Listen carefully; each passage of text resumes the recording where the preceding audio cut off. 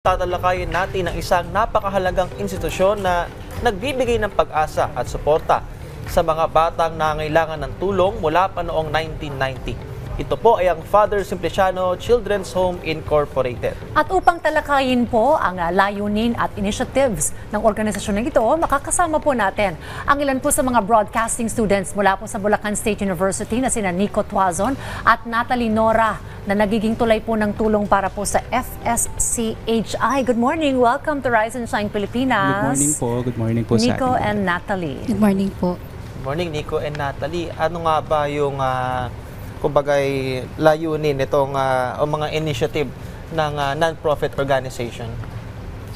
Well, yung Father Simpliciano Children's Home po is actually a home for the orphan children. Orphanage po ito located in San Jose del Monte, Bulacan, which caters mga bata po na naulila, mga batang nangangailangan, at ilan din po dito yung mga bata po na biktima ng mga pang-aabuso mula sa kanilang mga magulang din po at pamilya. Ito po yung mga bata na hawak ng institution po ito ng Father Simpliciano. Okay, so as broadcasting students, ito ay parte ng inyong thesis. Kasi I understand action-oriented na daw yung mga Yes thesis po. ngayon. Action research po. Action research rather, ano.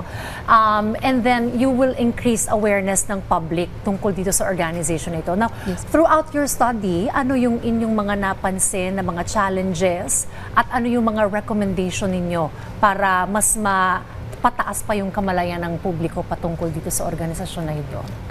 So far po kasi, nung una naming nakita yung Father Simpliciano Children's Home, ano po talaga, mababa po talaga yung media presence nila, lalo na po sa social media. Last post po nila is 2022 pa. And sa lahat ng mga nilapitan namin na organization, sila lang po yung pinakatumugon sa amin at mas lalo pong lumalim yung heart namin para mas tulungan sila nung nakausap namin sila personally kasi doon namin na-confirma na talagang nangangailangan po ang mga bata sa Father Simpliciano Children's Home. Kaya po kami bilang mga estudyante, malaking tulong din po sa amin na pumayag po sila bilang maging case study namin dahil hindi naman po biro na ang mga kaso ng mga bata na nasa loob po ng institution. At so far po, yung mga challenges po na kinakaharap nila is unang-una po talaga yung financial struggle po talaga. And malaking tulong po yung financial struggle sa pag-extend ng help sa services na in-offer ng Father Simpliciano. Isa na po sa services na yun ay yung educational assistance, medical assistance, at home po talaga. Kung ano po yung basic needs ng mga bata. Okay. Yun po. Siguro, bukod po dun sa nabanggit, yung kamalayan, yung awareness mismo ng mga tao yung parang kulang eh. Talagang ang pinaka-main objective po ng study talaga is to raise awareness. To raise awareness sa public na merong nag-e-exist na ganitong institution tulad ng Father Simpliciano. Katulad din po ng ibang mga orphanages na kumakalingas sa mga bata, ay itong Father Simpliciano ay may mga pagkakataon na nagkukulang din po sa kanilang yun nga sa mga pangangailangan sa araw-araw. At yung kamalayan ng mga tao ay isang malaking bagay po para siguro matugunan din kahit papano yung mga pagkukulang na nandito sa institution. Nabanggit nyo nga, yung study nyo is to increase awareness sa FSCHI. So far, ano na ba yung mga programs sa ginagawa nitong organization para na nga rin mas makilala ng publiko yung FSCHI?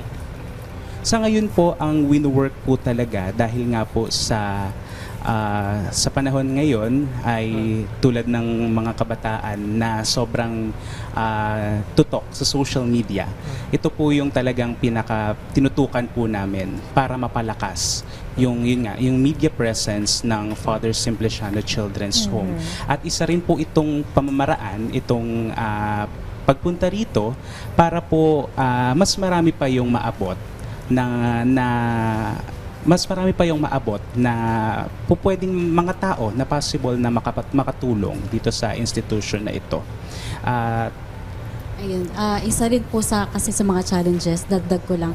Kasi ako po, from San Jose del Monte, Bulacan Mismo po ako. dun sa lugar And kung dun po nasaan mismo yun. sa lugar na yun, andun po yung Father Simpliciano. Pero ako po, prior to our thesis, hindi ko po siya alam. Nalaman ko lang siya nung talagang sinearch ko na. And isa po sa mga nakita namin na activities na pwedeng gawin is meron po kami mga activities face-to-face, Zumba for a Cause, mga ganun po, para pinopromote namin, tapos sinasabi namin na beneficiaries namin ay ang Father Simpliciano Children's Home. Okay. Sobrang dami pong gustong tumulong. Sobrang nalaman nila, taga San Jose lang pala yan, dito lang pala sa lugar natin yan. So, malaking bagay po na yung yung pagsasabi natin sa mga kaibigan natin na merong Word ganitong of mouth, word ano? of mouth po. Okay. Malaking bagay po yun para ma-promote din natin yung institution. So, naggawa na itong mga activities for a Yes cause po, na ito. opo, nagawa na po actually. And may ilan pa rin po na mga kinoconduct na at mga pinaplano pa na possible activities na po pwedeng makatulong para mas maabot pa yung maraming tao doon sa hindi lang doon sa lugar actually, pati sa ibang mga lugar pa po. Since sila yung ginawa yung case study, yun nga, nabanggit kanina, yung social media page hindi ganun ka-active. Since sila yung ginawa yung case study, kamusta yung reception ng publiko? Ngayon po, tumataas po yung engagement niya. Tumaas po yung likes, tapos po yung comments. May mga nagme-message na rin po sa amin. May mga nagko-comment na ito yung orphanage na sinusuporta namin. Tapos meron po, pwede po ba kami mag-birthday dyan? Pwede po ba kami mag-abot ng tulong sa mga bata? Dadaan lang kami. May mga ganun pong tulong na nakakataba po ng puso kasi nakikita namin na nagbubunga yung mga ginagawa namin para sa institution. Okay. How big is the organization? The organization, the institution caters 40 children po sa ngayon, ages 5 to 19 years old. Yun po yung mga bata na yun. Okay. And yung organization, tinutulungan sila makapag-aral? Tinutulungan pong makapag-aral. Actually, meron pong isang eskwelahan, nakatabi lang din naman itong institution, yung Immaculate Heart of Mary School. This is owned and run by the nuns of the Franciscan Sisters of the Sacred Hearts. Mga madre po ito.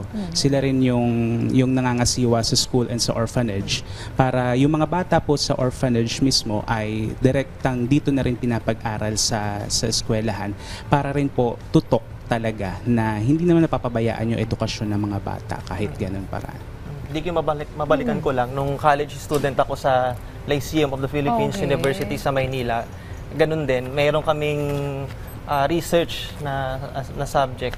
At isa nga dun sa ginawa namin, nagkaroon kami ng outreach sa isang maliit na community doon sa isang barangay sa Maynila. So yun nga, at least dito na ipapakita natin na as broadcasting students, kumbaga ginagamit natin ng tama yung ating natututunan. Hindi yan mass comm lang, kumbaga hindi yan about TV or radio broadcasting. It's about paano natin kumbaga maipapakilala, mapapaalam pa sa publiko kung paano tayo makakatulong sa ibang tao. Oo. Sana ito ay maging kumbaga golden ng ibang mga broadcasting students to use their voice and platform para mas mapalakas yung iba't ibang advocacy. Siguro since ito ay about increasing awareness, take this time to also invite yung ating mga viewers to support the activities of FSCHI. Go ahead. Alright. Para po sa lahat ng mga ka-RSP natin dyan, iniimbitahan po namin kayo sa mga lalo po ngayon ng panahon ng Kapaskuhan, para po sa mga bata ang panahon na ito, lalo na, ay baka po merong mga mabubuting puso na maaaring maglaan ng tulong para po sa Father Simpliciano Children's Home Incorporated.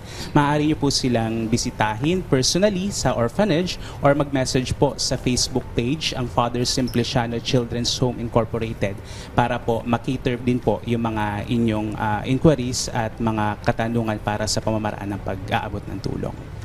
Sa akin naman po, personally po, naniniwala ako na ang mga tao, lalong-lalo na ang mga Pilipino, ay natural na generous. In generous naman po, hindi naman po ibig sabihin na tayo ay magbibigay lang ng pera. Generous in terms of giving, in terms of service, in terms of time. Malaking tulong po yun para sa atin. Kung hindi po natin kaya magbigay ng financial na tulong, pwede po nating gamitin ang ating boses, ang ating pagkatao upang mag-raise awareness pa, magsabi sa ating mga kaibigan kasi yun ang pinakamalaking bagay na mabibigay natin sa mga tao. Okay, maraming salamat Nico Tuason at Natalie Nora sa pagbabahagi sa amin ng detalye patungkol dito sa Father Simpliciano Children's Home Incorporated. At para nga sa mga nais pang tumulong ay makipag-ugnayan sa FSCHI. Okay lang Natalie at Nico na rin. Maraming salamat and all the best sa inyong study. Yes po. Thank At you ito'y very much malaking po. bagay sa FSCHI, itong inyong ginagawang pag-aaral na ito. Thanks, Nico. Thank you po. And thank you, Natalie.